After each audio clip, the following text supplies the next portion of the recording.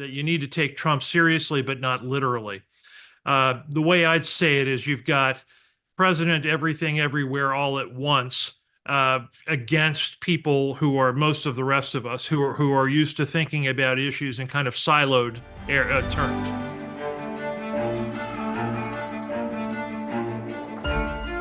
Hi, I'm Maddie, Hale, and welcome to the Trump Report. Today we're going to speak about the press conference between Donald Trump and Benjamin Netanyahu with Terry Haines from Pangaea Policy, who's going to walk us through this insane plan from Trump where he wants the United States to basically take over the Gaza Strip, gut it all out, move all the Palestinians out, and then completely rebuild the area to make it the Riviera of the Middle East. It's a pretty bold move and a pretty insane proposal that we're not even sure will even happen. So we're speaking to Terry about the likelihood that this will actually even go ahead, but Benjamin Netanyahu is on board with it. We're also speaking to him about tariffs and how China might benefit from the tariff war between the United States and China and what this means for the overall global economy. Terry Haines, founder of Pangaea Policy, thank you for your time today. We've had an insane start to the day with Donald Trump and Benjamin Netanyahu finally meeting at the White House to discuss the relationship between the two nations. And the big thing that came out of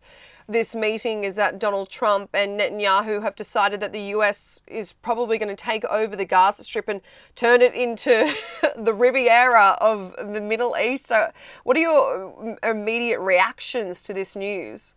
Aside that from wanting an oceanfront, seafront room, I'm going to leave the cleverness to Hugo Rifkin and the serious stuff to Andrew Neil, I think. But let me just say this: I think two things. One, on the mechanics, I think something like this is the chances of it happening are slim to none, frankly. You have a situation where I think the Congress, who would need to approve this, would balk at it.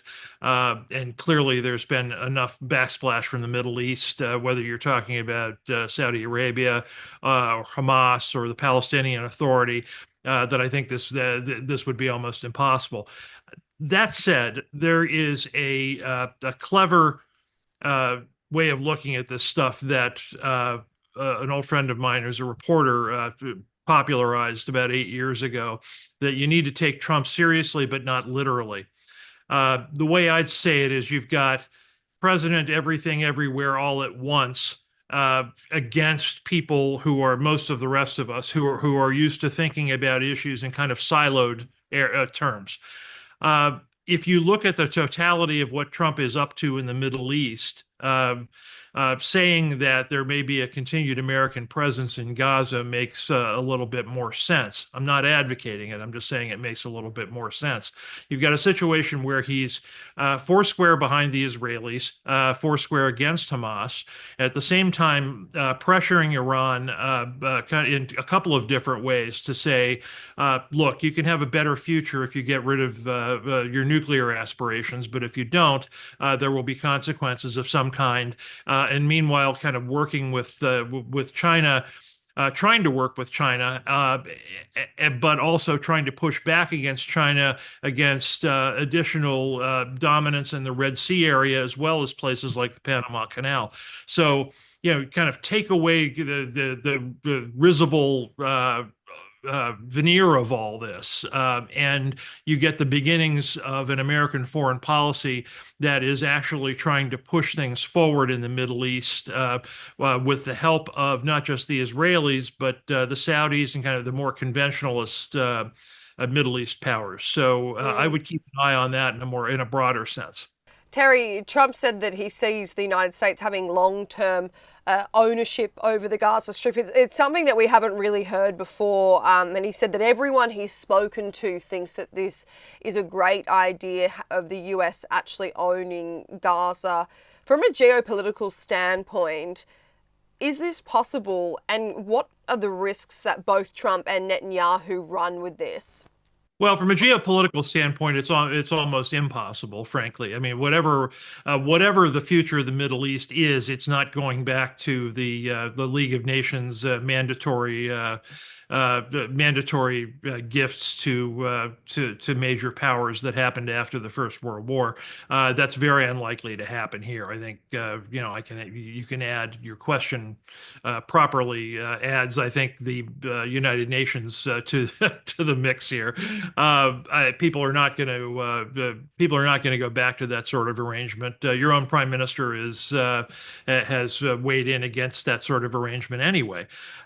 So I think it's not literal. I think the message here to take away, though, is the United States is committed in the Middle East and will continue to be committed in the Middle East to produce more peaceful conditions that benefit not just the Israelis, but the more conventional Arab powers. I think of Saudi Arabia, I think of Jordan and others who, before the October 7th Hamas attack, very much wanted a more peaceful arrangement in the Middle East. He's coming in foursquare on that. And as I say, you need to include what he's doing with and against Iran as part of that calculation as well. It is full steam ahead, and I do wonder, I agreed, how you would do this peacefully when his whole thing is peace in the Middle East, and this is far from that, displacing 2 million Gazans and sending them to Egypt and Jordan, both of which have said that they're not actually sure if they want to take displaced Gazans. But Terry, Donald Trump, as you would know as an American, wrote his entire campaign on America First, stopping sending so much money to foreign countries in exchange for putting it into the pockets of Americans. Now, this massive task that him and Netanyahu have decided that they want to do is going to cost millions of dollars, if not billions or trillions. You're going to have tens of thousands of troops on the ground in Gaza. You're going to have, obviously, a lot of money on structural changes, on rebuilding a city that's been reduced to rubble. How does Donald Trump communicate this to Americans that, sorry, we're just going to put my America First policy on pause while we put more money into another foreign country?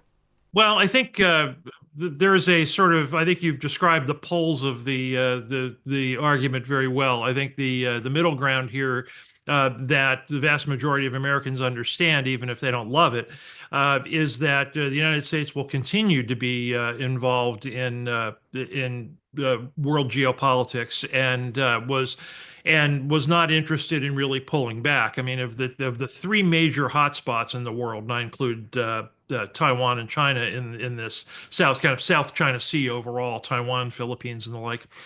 You have two hot wars. You have Russia and Ukraine, and you have the Middle East situation. You have China and Taiwan as well. People understand that in the United States, understand that we're going to continue to be involved. The question always is, for Trump, really is, let's define better, let's relook at, let's figure out what the American interests actually are and proceed from there. Trump's conclusion has always been that it's very much in the United States' interest to continue to defend Taiwan. Trump's view has always been that it's very much in the United States' interest to continue to be involved in the Middle East on the Israeli and Saudi and Jordanian side, if you will. I think of as kind of the conventional, more peace-loving side here, more stable side against Iran and the proxies. And the question really has come down to making sure that Ukraine isn't a bottomless pit. That's been the fundamental concern there. And you'll notice that of all the actions that Trump has taken in his first few weeks in office, he's not withdrawn from Ukraine. He's not pushed back. And in fact, his envoy, retired General Kellogg, is looking forward to continuing to try to make a peaceful settlement there. But the United States position is not, has not, and I think will continue not to be an isolationist position overall, despite what a lot of people say about it. And he did say that the richer countries will be fronting up with cash. It can't just fall on the United States, which we know that this couldn't happen. Otherwise, he would lose a lot of support from his MAGA constituents. But Terry, say this does happen, and we're not quite sure if this plan will be put into motion because it's an extreme plan that no other president has ever even done / even proposed. How would this, if this does get kind of put into motion politically and economically, including the global stock market. How will this affect the world? Well, there are a lot of dimensions to that to an answer to that question. Mm, From a market's perspective, I think it would end up being kind of markets negative. Uh, Markets are already concerned about Western economies and China being way over their economic skis, and the phrase that's used in markets a lot is U.S. or American economic exceptionalism. What America is exceptional about in this context is that its economy is continuing to grow and chug along and develop, whereas say UK's economy not so much, European Union definitely not. China's had some severe difficulties in the last year or two. So a an a commitment of this kind of with this length of time and this amount of money, I think would probably provoke a negative markets reaction because they'd be worried that America itself was getting too far over its economic skis and committing mm, too much. On the geopolitical side, just to recapitulate, I think we are in a situation where the vast majority of world governments, including the United Nations, will be against this plan, and I think what ends up happening is that Trump morphs it into something that pushes continued American support for the Israelis, the Saudis, the Jordanians, and others, pushing a Middle East peace plan, and at the same time arraying even more strongly against the Iranians to try to make sure that happens and that sticks. Moving on to China now and the situation with the tariffs happening out of the United States this week. We've obviously seen Donald Trump weaponize his tariffs as expected on both Canada, Mexico, and China. Now he's put a pause on both Canada and Mexico, originally wanting to put 25% tariffs on those countries, but doing a 30-day extension for them to work out what the both countries will do. But China, they've kept the 10% tariffs on goods imported into the United States. China, as we know, hit back with a 15% tariff on United States goods. Now, you've written a lot about the carrot and stick approach to tariffs with China. Can you explain that a little bit in layman's terms for our viewers? The my view of Trump's approach to China is, as you say, a carrot and stick. And by what I mean by that is he combines confrontation and conciliation. A lot of the words, a lot of the attitude from Trump is broadly conciliatory. In other words, the body language is. We respect you. We want to work things out. We're not seeking to crush you, and that is important. I think not only for the United States because I think it's an accurate representation of where our government is, but it's also important for China because China, of course, uses exactly that sort of concern to fuel its own actions and its own nationalism. So.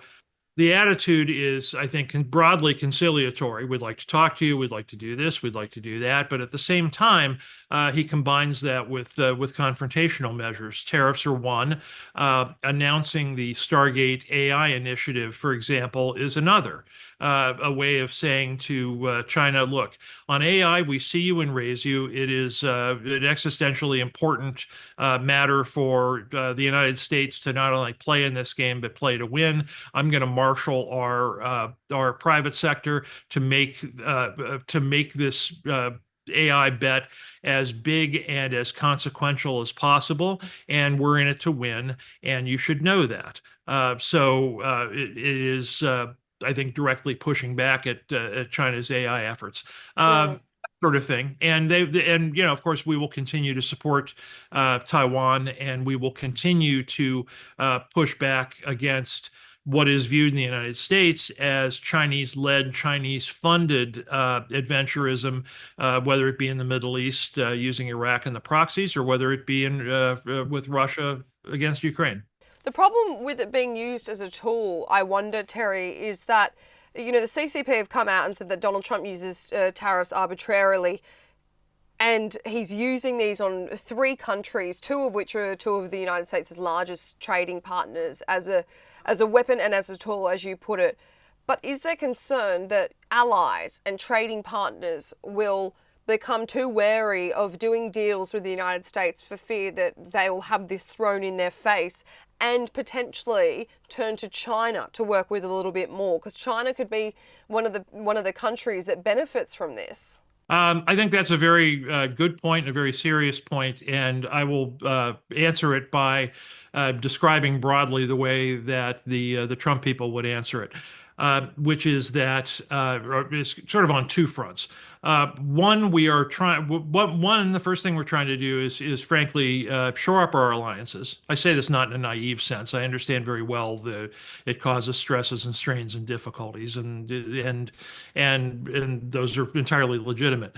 What the Trump people would say is that what we're trying to do is frankly shore up the alliances that we have, and we are trying to make the West, particularly United States, UK, the European Union, our Pacific allies, particularly Japan, South Korea, Australia, much stronger and much better able to counteract Chinese influence. The way we have to do that, frankly, is by using tariffs to make geopolitical deals that strengthen that alliance.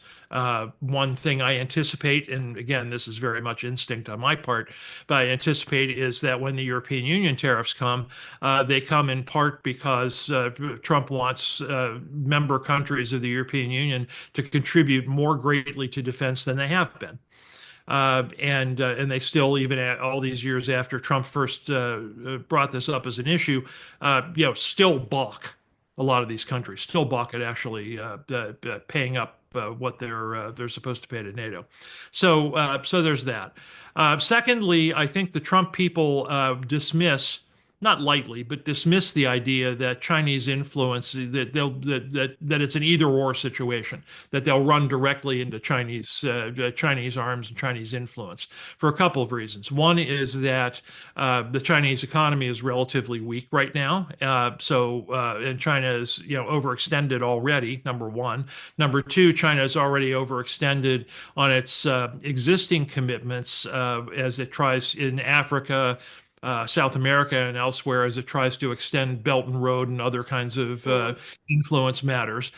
So they think that the extension of credit there, I think, is and influence is much too far. And thirdly, I doubt that it's a trend. Trump gets criticized as being transactional in this regard, but assuming that if